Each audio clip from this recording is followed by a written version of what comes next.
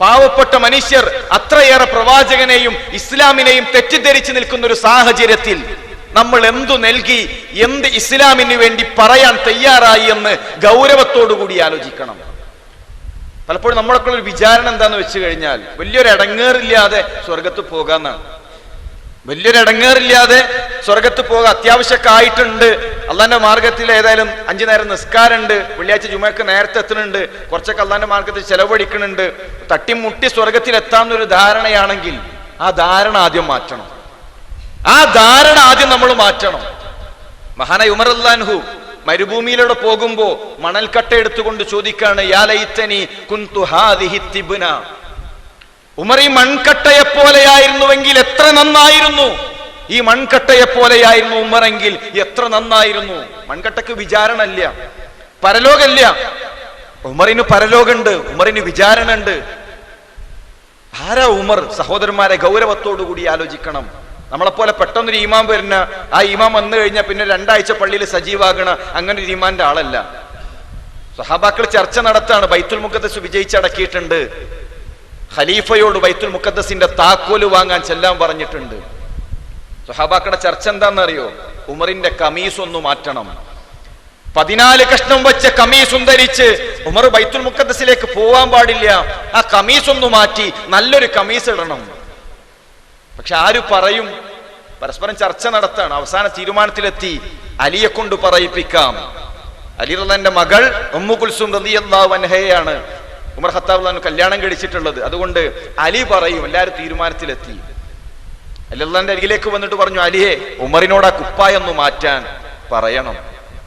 അലി റളിയല്ലാഹു പറഞ്ഞു, അത് പറയാൻ ഏതായാലും ഞാൻ തയ്യാറല്ല.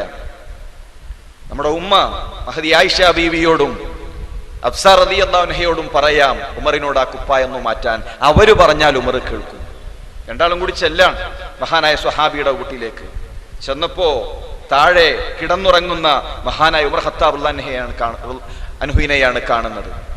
ഉമർ, താങ്കളുടെ കമീസ് ഒന്ന് മാറ്റണം എന്ന് പറയാൻ വേണ്ടിയിട്ടാണ് ഞങ്ങൾ വന്നിട്ടുള്ളത്. കേട്ട ഉടനെ താഴെ കിടക്കുന്ന മഹാനായ സ്വഹാബി എഴുന്നേറ്റ് നിന്നിട്ട് ചോദിക്കാണ്, ഉമ്മ, നിങ്ങളെ ത്വലാക്ക് ചൊല്ലി എന്നൊരു വാർത്ത കേട്ടപ്പോ ഉമർ വന്നിട്ടുണ്ട് നിങ്ങളുടെ വീട്ടിലേക്ക്. ഉമ്മ, ത്വലാക്ക് ചൊല്ലി എന്നൊരു വാർത്ത കേട്ടപ്പോ ഉമർ നിങ്ങളുടെ വീട്ടിലേക്ക് എത്തിയിട്ടുണ്ട്. അന്ന് ഞാൻ കണ്ടൊരു കാഴ്ചയുണ്ട്. എന്റെ പ്രവാചകൻ സല്ലല്ലാഹു അലൈഹി വസല്ലം തങ്ങൾ താഴെ കിടക്കുന്ന ഒരു രംഗം. ഈ തപ്പന ഓലയിൽ കിടന്ന് എന്റെ പ്രവാചകൻ സല്ലല്ലാഹു അലൈഹി വസല്ലം തങ്ങളുടെ ശരീരത്തിൽ ചുവന്ന പാട് ഞാൻ കണ്ടിരുന്നു. ഉമ്മ, നിങ്ങൾ പറയണം, എന്റെ പ്രവാചകൻ എത്ര ദിവസമാണ് വയറ് നിറച്ചു ഭക്ഷണം കഴിച്ചിട്ടുള്ളത്?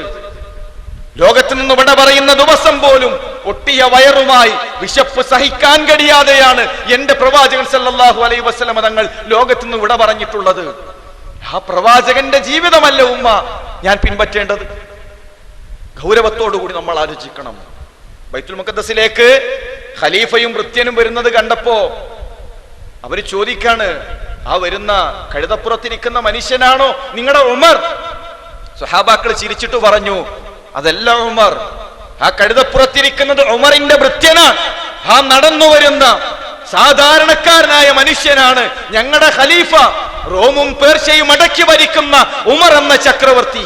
സഹോദരന്മാരെ, ഒക്കെ തികഞ്ഞു എന്ന് തോന്നിയിട്ടില്ല. കുറെ ആയി, ഇനി പുതിയ ടീം വരട്ടെ, ഞാൻ വിശ്രമിക്കട്ടെ, തോന്നിയിട്ടില്ല. അദ്ദേഹം ആലോചിക്കുകയാണ്, എന്റെ മരണത്തിന് ശേഷം എന്തായിരിക്കും എന്റെ സാഹചര്യം. സഹോദരന്മാർ, അതുകൊണ്ട് ഗൗരവത്തോടുകൂടി സൂചിപ്പിക്കാനുള്ളത് ഒക്കെ ആയി തികഞ്ഞു എന്നൊരു ചിന്ത വേണ്ട. വളരെ ഗൗരവത്തോടുകൂടി നന്മകളിലേക്ക് മുന്നേറാനുള്ള ഒരു അവസ്ഥ നമുക്ക് വേണം. അതിനുള്ളൊരു അവസരമാണ് യഥാർത്ഥത്തിൽ ഈ ഖുർആൻ എക്സ്പോ.